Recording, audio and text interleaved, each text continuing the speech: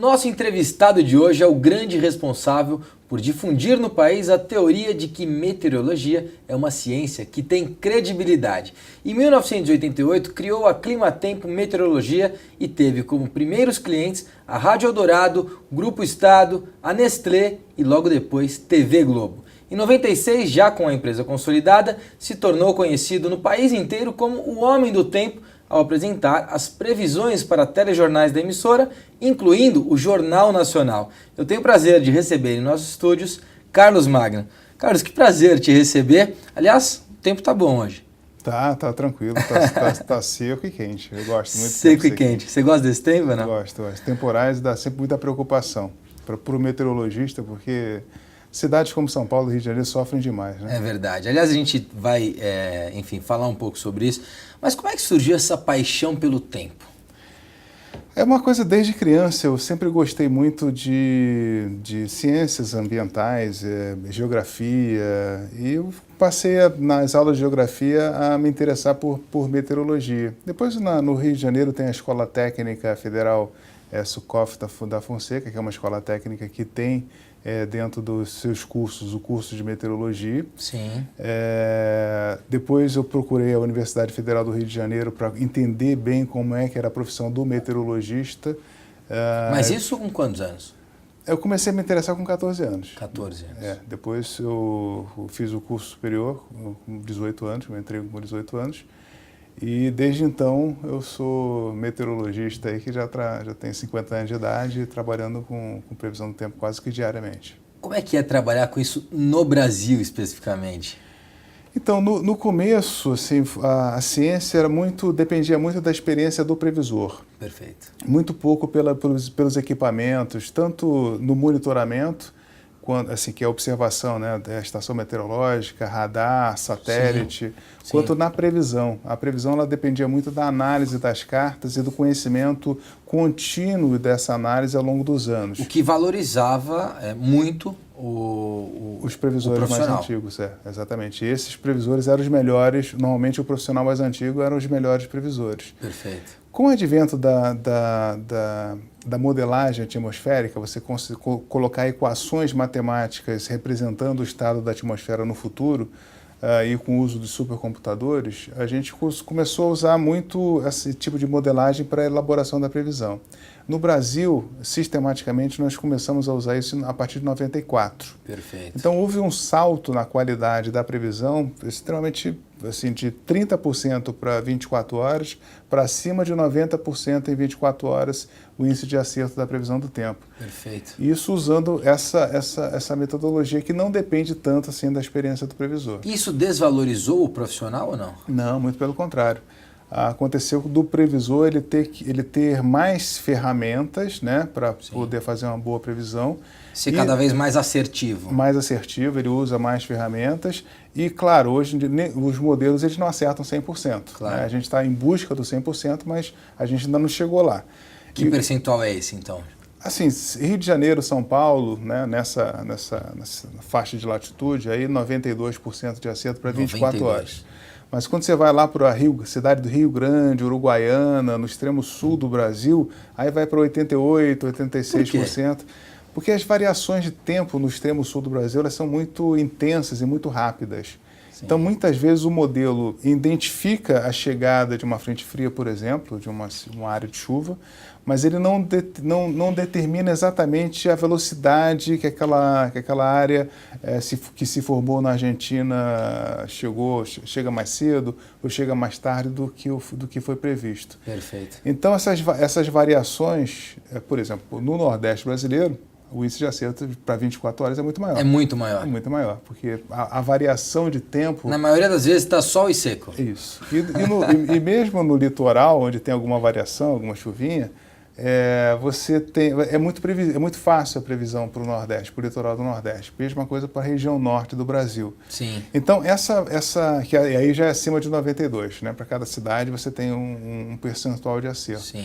Então, isso faz parte do nosso trabalho, né? Entender e buscar o 100%, mas nem todos os modelos são tão bons. Você tem que ir afinando esses modelos. Tão tangíveis. Isso. Perfeito. E por isso que o trabalho de uma empresa como a Climatempo é importante, porque na verdade o que a gente faz é tentar acertar mais do que os outros. Perfeito. Você teve a sua primeira experiência profissional quando conseguiu o teu emprego na TASA, que é a antiga Infraero. Como é que foi essa experiência do primeiro emprego?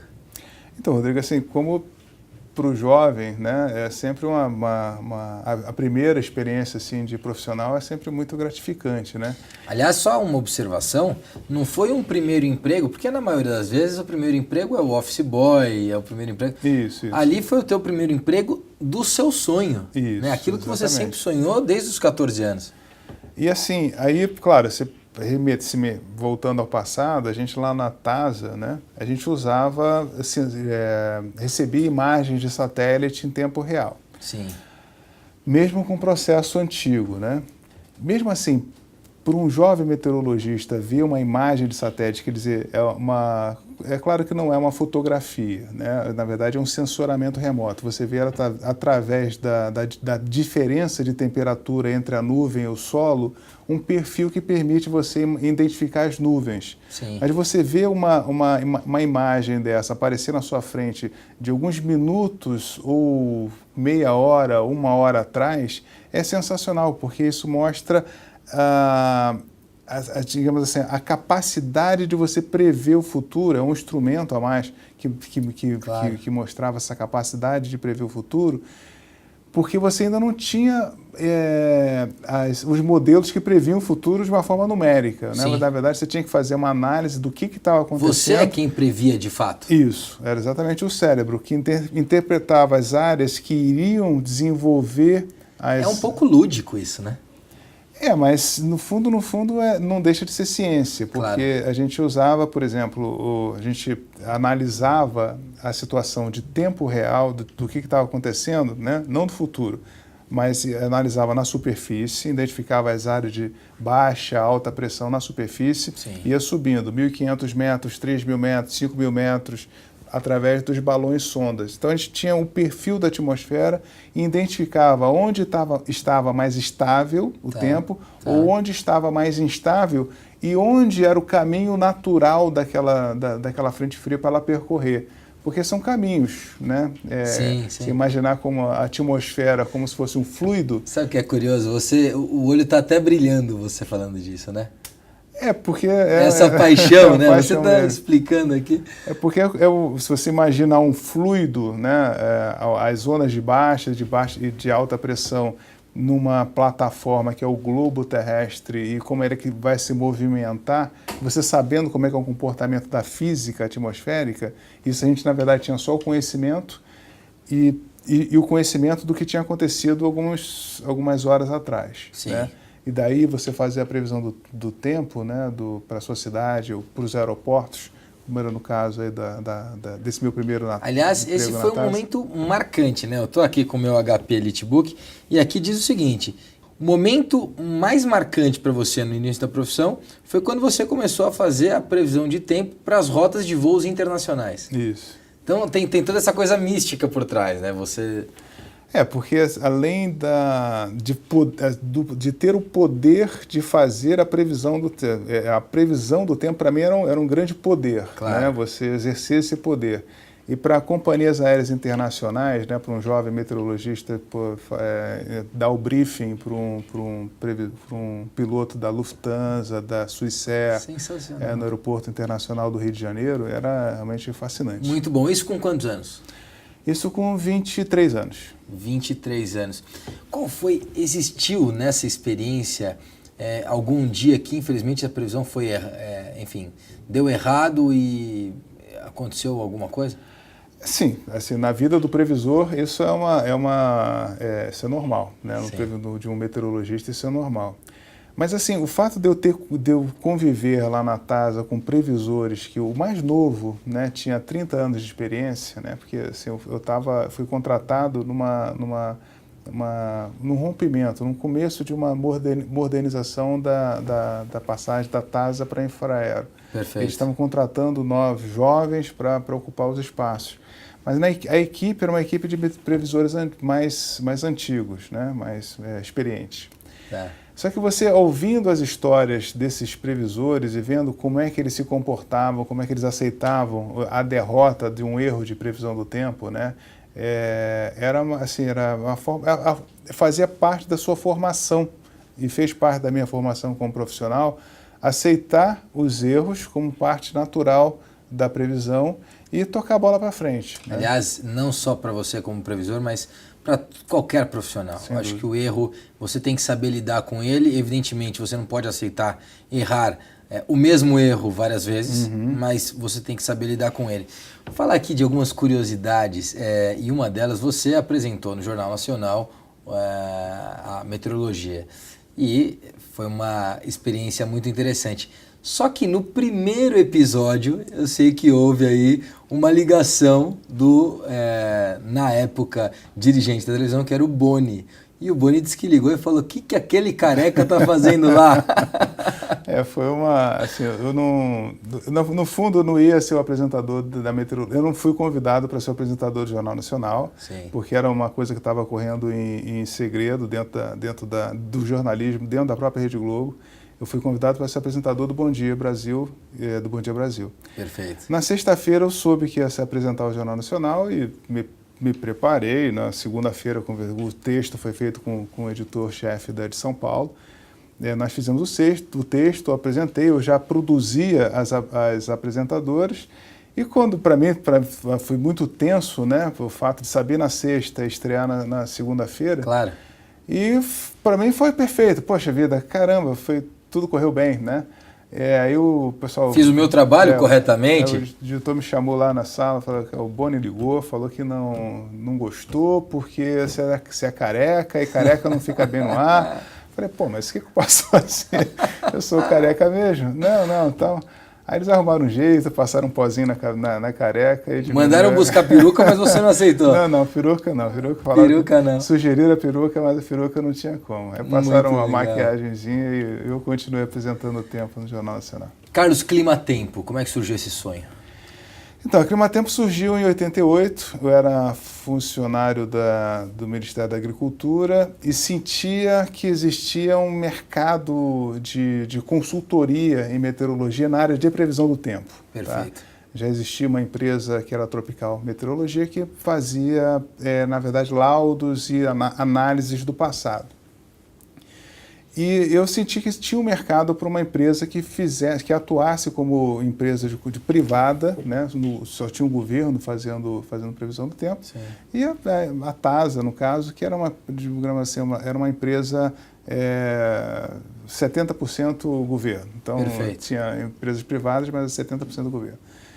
E a gente montou essa empresa, eu e minha esposa, Ana Lúcia, como sócios. A gente aprendemos a ser empreendedores. Sim. E nos lançamos no mercado em 88, como primeiro cliente a Nestlé, depois a Rádio Eldorado, também logo em seguida, os meios de comunicação querendo ter outra fonte de informação que não fosse só o serviço público. Perfeito. Então a gente identificou assim, 88 a Rádio Eldorado, 89 Agência Estado, 90... Ou seja, já existia uma demanda. Já existia uma demanda reprimida. Carlos, eu vou querer continuar conversando sobre essa história da Climatempo e sabermos aí também quais são as previsões, né, para o futuro. Mas você falou de empreendedorismo, que você teve esse sonho junto com a sua mulher, teve coragem para empreender. E aí quando a gente fala de empreendedorismo, eu lembro de oportunidades. E aí eu quero dar uma dica a você que está em casa. Um setor que está crescendo muito é o da alimentação. Cada vez mais os brasileiros estão fazendo suas refeições fora de casa. E você pode lucrar com isso. Adquira uma franquia do Donas Cozinha Criativa, fazendo maior sucesso. O Donas tem presença forte na mídia e experiência de mais de 15 anos. Adquirindo uma franquia, você receberá todo o suporte, desde a localização do ponto, montagem do restaurante, treinamentos em todas as áreas com ênfase na captação de clientes, além de cardápios regionalizados. Ligue agora para 11 2182 7000 e seja um franqueado Donas na sua cidade. Ou acesse smzto.com.br/donas. E se você já tem um restaurante e quer fazer parte desta rede de sucesso, temos para você Donas Cozinha Criativa, uma empresa do grupo SMZTO. Negócios de sucesso e eu recomendo. Nós vamos a um rápido intervalo e já voltamos. Continue com a gente.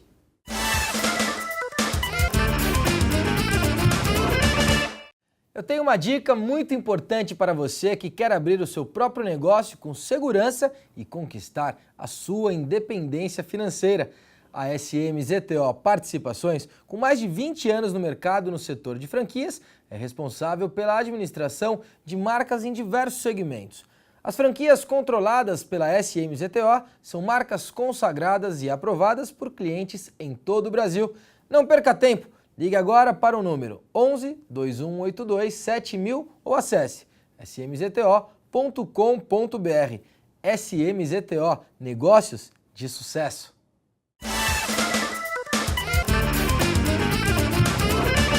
Voltamos na entrevista com o presidente da Climatempo, Carlos Magno. Ô Carlos, fala um pouquinho de previsões agora, mas não só do tempo, e sim da Climatempo. Como é que você está desenhando esse futuro? Porque a gente entendeu como é que a empresa nasceu, mas de lá para cá, o grupo cresceu, né? Hoje não é mais só a consultoria, hoje tem a televisão, na Sky, hoje você tem o site da Climatempo. Qual que é o futuro da Climatempo? Então, a gente separou a empresa em três negócios diferentes. A consultoria continua prestando consultoria para as empresas, né, para grandes, pequenas e médias empresas, na área industrial, correlacionando dados meteorológicos com vendas. Existe metodologia que ajuda o gerente de marketing, o gerente de produção a estabelecer a melhor época de promoção através do conhecimento do... Você pode dar um exemplo para a gente? Por exemplo, um exemplo típico, né? Venda de sorvete, né? A dependência da venda de sorvete por temperatura em cada local do Brasil. Cada cidade tem a sua dinâmica, né, de calor, de sensação de calor. O Rio de Janeiro, o calor, o carioca para sentir calor, a temperatura tem que ser bem mais alta do que em São Paulo, Curitiba, Porto Alegre. E aí como é que você dispara a venda, a publicidade do sorvete nas grandes capitais em função do seu conhecimento futuro?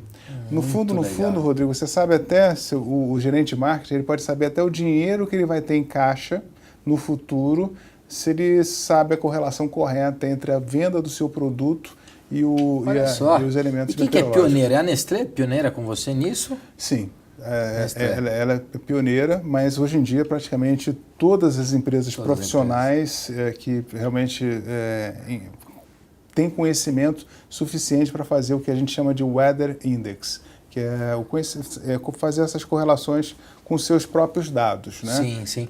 O que a gente percebe é assim, as empresas, o empreendedor brasileiro, não só a grande empresa como a Nestlé, que é o caso, que começou com você em 88, mas as empresas, até em virtude do modelo, do momento econômico que nós vivemos hoje, o empreendedor brasileiro passou a aprender a se planejar melhor. E quando planeja melhor, você precisa saber do tempo, né? Planejamento tem tudo a ver com previsão do tempo. Como é que você tem tirado proveito disso, se é que a gente pode usar esse termo, ou como é que o seu negócio é potencializado em virtude desse planejamento do empreendedor brasileiro?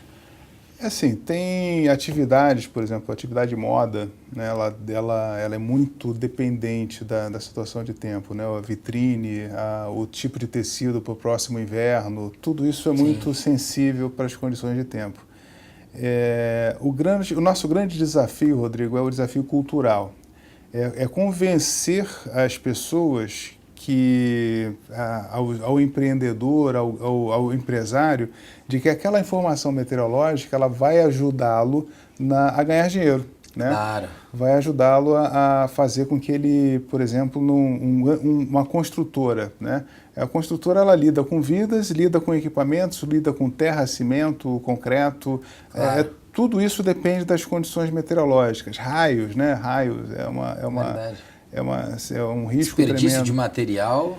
Então, se você essa informação ela está disponível. O que a gente faz hoje em dia na Climatempo é empacotar essa informação de uma maneira que o tomador de decisão possa tomar a decisão de uma forma correta através de um painel de controle. Sim. E hoje em dia através até dos seus smartphones, quer dizer, o engenheiro-chefe de uma grande construtora, de uma grande obra ou de uma pequena construtora, Sim. ele pode tomar decisão olhando, recebendo alertas no seu smartphone. E você tem hoje esses pequenos clientes, esses pequenos empreendedores? Temos sim. Tem também. O grande ele é um usuário natural, né? Claro. Mas os pequenos eles estão cada vez mais descobrindo. Não só pequeno, que hoje em dia a gente fala pequeno, mas não existe pequeno. Sim. Na verdade, existem negócios Claro. que ocorrem a céu aberto, depende de variações de temperatura, que precisam da informação de meteorologia. Não tem só coisa boa, a gente já falou disso. Qual foi o principal erro? E aí não só a Climatempo, mas qual foi o principal erro que que já existiu na história de previsores? Não, assim, tem erros, digamos assim, que acontecem em função de você ter desconhecer uma situação, uma formação que aconteceu em determinada área, você não viu e você errou naquela previsão.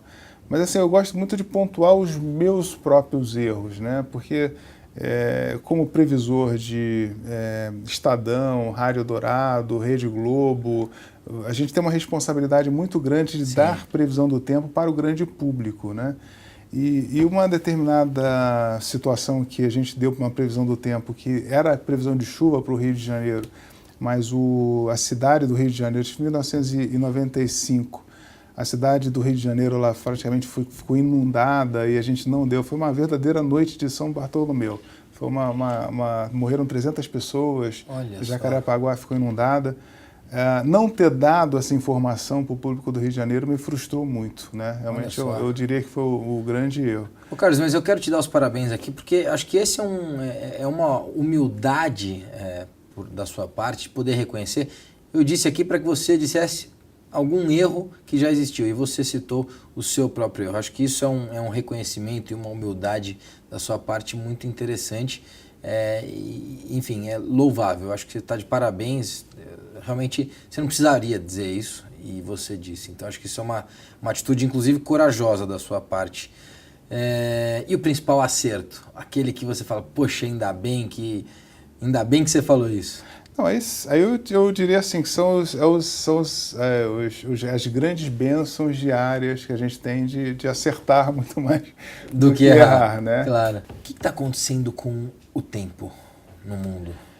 Assim, o clima está mudando, né? Essa questão, assim, esse debate da mudança climática, ele não é conversa jogada fora, realmente é uma coisa que está acontecendo. A gente, esse mês agora, no comecinho do mês de março, nós tivemos recorde de temperatura em São Paulo, recorde de temperatura na região. Nunca antes, no mês de março, foram registradas temperaturas tão altas quanto nós observamos agora, em 2012, em São Paulo e na região centro-oeste do Brasil. Isso não está acontecendo à toa. O aquecimento global digamos assim, a gente está sentindo o impacto do aquecimento global. E não é só com relação à questão do aquecimento, da temperatura, mas das chuvas intensas em Minas Gerais, da situação do Acre, de inundação no Acre, de situação de seca no Rio Grande do Sul. Todos esses elementos em conjunto mostram que realmente o clima no planeta está mudando, né? E a gente vendo alguns eventos extremos acontecendo que nunca aconteceram, né? O que a gente precisa fazer, cara? Furacão em Santa Catarina, né? Sim. Aí, assim, a gente nós como seres humanos precisamos nos adaptar, né? Porque as consequências do que nós já fizemos o que nós já fizemos com o planeta já é uma realidade e não vai ser separando as latinhas que a gente vai resolver esse problema. É importante, mas o fundamental que eu daria como meteorologista, um conselho aos nossos governantes, é que a gente tem que se preparar para o que vai vir, porque é irreversível, né? E vai vir coisas assim, cada vez problemas, catástrofes naturais mais intensas, principalmente para os grandes centros urbanos. Então a gente tem que se adaptar. Ou seja, virar para o Brasil também. Sem dúvida. Coisas que antes jamais a gente poderia... Eu acho que se a gente pegar os meus avós, eles nunca pensaram. Aliás, essa sempre foi uma das grandes virtudes do Brasil. O Brasil sempre foi maravilhoso por conta disso. Nunca houve grandes catástrofes. Então elas chegaram. Então, a gente falar em São Paulo, Terra da Garoa, né? Terra da Garoa, isso ficou folclore, né? Virou folclore. Não existe mais São Paulo, Terra da Garoa. Isso em quantos anos? Qual que é? Então, na década de 50 era natural você cantar as músicas, né, de São Paulo, Terra da Garoa. Agora não se canta Já mais. não se canta mais. A gente está aí em 50, 60 anos. Pode ser mais rápido do que a gente pensa. Mudou. E vai mudar cada vez mais. A gente vê essa... O que o governo deveria fazer? Um plano nacional de combate ao aquecimento global? O que deveria ser feito? Assim, as cidades, elas têm que procurar soluções que visem escoar a água com maior facilidade, você procurar tirar as pessoas das áreas de risco, porque as áreas de risco elas vão se transformar em cada vez mais áreas de risco, o risco vai aumentar. Criar, por exemplo, sistemas de alertas com sirenes, que de certa forma está acontecendo na cidade do Rio de Janeiro e que deve acontecer em outras cidades. Eu acho que São Paulo devia se preparar para isso, fechar áreas que normalmente alagam, criar zonas de contenção, zonas que as pessoas possam sair dos seus carros e ficarem em segurança, né? Mas criar isso de uma forma coordenada com o governo. Fora escolher semente que se adapte mais a períodos de seca ou se adapte para a produção de alimentos. A gente precisa se adaptar não só nos grandes centros urbanos, mas também para a nossa sobrevivência como ser humano nesse planeta Terra. Perfeito. Bom, eu estou vendo aqui no meu HP Elitebook que o grande sonho do Carlos Magno é transformar a Climatempo na maior e melhor empresa de meteorologia do mundo. É isso mesmo. A gente tem sonho internacional, né? Ela nasceu como uma empresa de meteorologia num país em 1988, quando uma linha telefônica custava $5.000, né? Aqui em São Paulo. E hoje em dia a gente vendo a transformação, né, da informação chegando de uma forma rápida, né, se propagando através dos Facebooks, né? Como eu falei aqui no começo do programa, a foto de satélite ela chegava de uma forma muito lenta. Hoje em dia todo mundo pode ver a foto de satélite no seu celular. Verdade. Né? Então pensar que a Climatempo possa se transformar numa maior empresa de meteorologia do mundo é um sonho factível. Real. Porque a gente está vivendo num país que está crescendo, num país que pode ser uma das grandes plataformas de desenvolvimento do planeta, e é uma ambição louvável para um brasileiro que é determinado. Bom, se eu olhar para o mapa, então, de empreendedorismo no mundo, para o cenário econômico mundial, a minha previsão é que isso está perto. Eu diria que estamos a caminho. Está a caminho. Infelizmente a gente está chegando aqui no final do nosso programa. Eu gostaria de fazer um bate-papo rápido, um bate-bola rápido com você. Pode ser? Não. Um livro. A história do Brasil. Um filme. Déjà vu. Um ídolo. Ayrton Senna. O melhor clima. Do Rio de Janeiro. Muito bom.